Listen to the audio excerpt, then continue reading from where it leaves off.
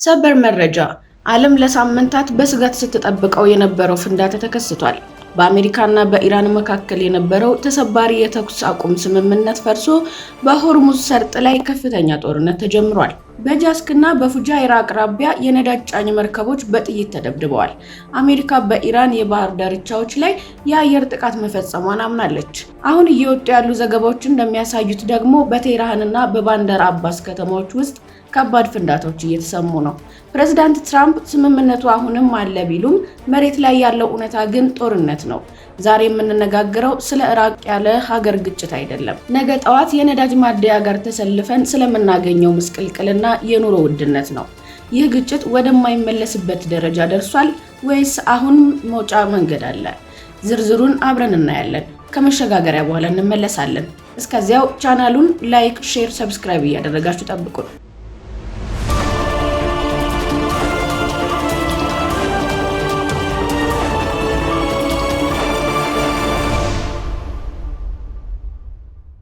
ሰላም የቻናላችን ቤተሰቦች፣ ዛሬ ያላችሁበት ቦታ ሆናችሁ ይህንን ዜና ስትሰሙ በውስጣችሁ ስጋት እንደሚፈጥር እርግጠኛ ነኝ። ባለፉት 24 ሰዓታት ውስጥ በመካከለኛው ምስራቅ የታየው ክስተት እጅግ አስደንጋጭ ነው። አሜሪካና ኢራን ለዓመታት ሲጎነታተሉ ቢቆዩም ዛሬ ግን ወደ ቀጥታ ወታደራዊ ግጭት ገብተዋል። ፎክስ ኒውስ እንደዘገበው የአሜሪካ ጦር በቃሽምና በባንደር አባስ ወደቦች ላይ ጥቃት ፈጽሟል። ኢራንም በበኩሏ በአሜሪካ የጦር መርከቦች ላይ ከፍተኛ ጉዳት አድርሻለሁ እያለች ነው። ይህ ግጭት ለምን አሁን ተቀሰቀሰ?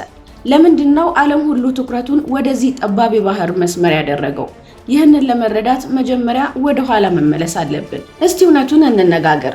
ሆርሙዝ ሰርጥ ባይኖር የዓለም ኢኮኖሚ የለም ማለት ይቻላል። ይህ መስመር ጠባብ ነው። በጠባብነቱ የተነሳ መርከቦች የሚንቀሳቀሱበት መንገድ ጥቂት ኪሎ ሜትሮች ብቻ ነው። በየቀኑ ከዓለም ነዳጅ 20 በመቶ የሚያልፈው በዚህ ጉሮሮ በኩል ነው። ይህ ፍጥጫ የጀመረው ዛሬ አይደለም።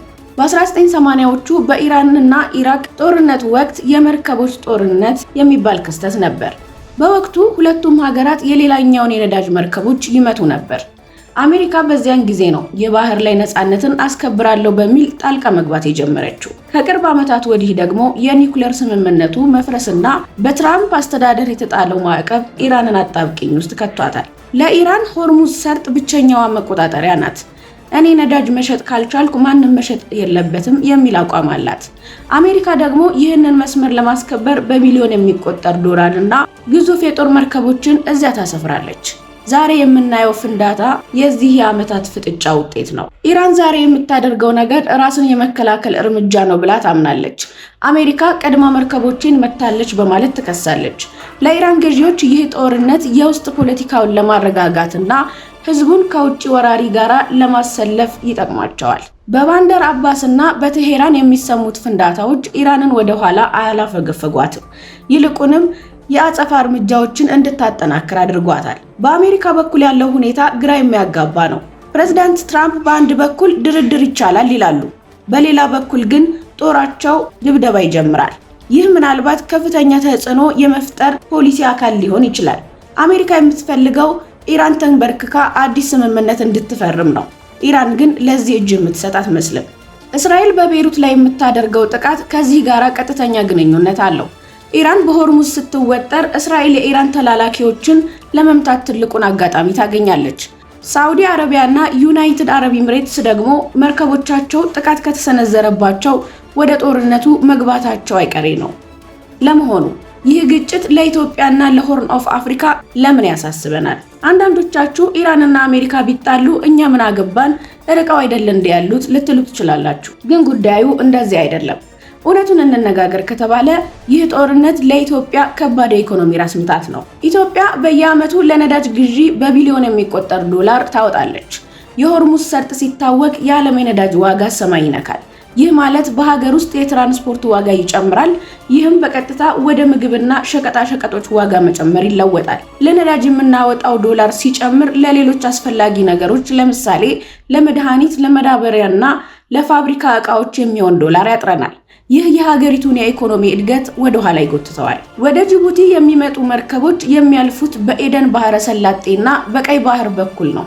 ጦርነቱ ወደ እነዚህ አካባቢዎች ከተስፋፋ የመርከቦች መድህን ዋጋ ይጨምራል። ይህ ደግሞ በኮንቴነር የምናስመጣቸውን ዕቃዎች ዋጋ ሁሉ ውድ ያደርገዋል። እነዚህ ሁኔታዎች በዚሁ ከቀጠሉ ወደፊት ምን ሊፈጠር ይችል ይሆን?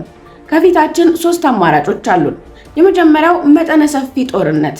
አሜሪካ በኢራን የኒውክሌር ጣቢያዎች ላይ ጥቃት ከሰነዘረች፣ ኢራንም ሆርሙዝን ሙሉ በሙሉ ከዘጋች ዓለም ታይቶ በማይታወቅ የኢኮኖሚ ቀውስ ውስጥ ትገባለች። ይህ ለማንም የማይበጅ የጋራ ጥፋት ነው። ሌላኛው ስልታዊ ማፈግፈግ ነው። ሁለቱም ወገኖች ኃይላቸውን ካሳዩ በኋላ በሶስተኛ ወገን ለምሳሌ በኦማን ወይንም በኳታር አማካኝነት ወደ ድርድር ጠረጴዛ መመለስ ነው። ትራምፕ ስምምነት ይቻላል ማለታቸው ለዚህ ክፍተት ሊሆን ይችላል። ሌላኛው ግሬ ዞን የምንለው ነው። ጦርነትም ሰላምም ሳይኖር እንዲሁ እየተጎነታተሉና ዓለምን ስጋት ውስጥ እየከተቱ ለረጅም ጊዜ መቀጠል። ይህ ሁኔታ የዓለም ኢኮኖሚን አንጠልጥሎ ያቆየዋል። ውድ የቻናላችን ቤተሰቦች፣ ዛሬ በሆርሙዝ ሰርጥ እየታየ ያለው ክስተት የጥቂት ጀቶች ድብደባ ብቻ አይደለም፣ የዓለም ስርዓት መናጋት እንጂ። ጦርነቱ ቢቀሰቀስ አሸናፊ የለውም፣ ሁሉም ተሸናፊ ነው። ነዳጅ ዋጋው ጣሪያ ይነካል፣ ንግድ ይቆማል፣ የሰው ህይወትም ይረግፋል። እናንተስ ምን ታስባላችሁ? ፕሬዝዳንት ትራምፕ ስምምነት አሁንም ይቻላል የሚሉት ከልባቸው ይመስላችኋል ወይስ ጦርነቱን ለማቃለል የተጠቀሙበት ዘዴ? ይህ ግጭት በኢትዮጵያ ኢኮኖሚ ላይ ምን ያህል ጉዳት ያደርሳል ብላችሁ ታስባላችሁ? ሐሳባችሁን በኮሜንት መስጫው ላይ አስፍሩልን። ተመሳሳይ ጥልቅ የዜና ትንታኔዎች እንዲደርሷችሁ ቻናሉን ሰብስክራይብ በማድረግ የደውል ምልክቷን መጫን አትርሱ። ቪዲዮውን ከወደዳችሁት ላይክ በማድረግ ለሌሎች እንዲደርስ አድርጉ። ስለተከታተላችሁን ምስጋናችን ከልብ ነው። ሰላም ለኢትዮጵያ። ቸር ሰንብቱልን።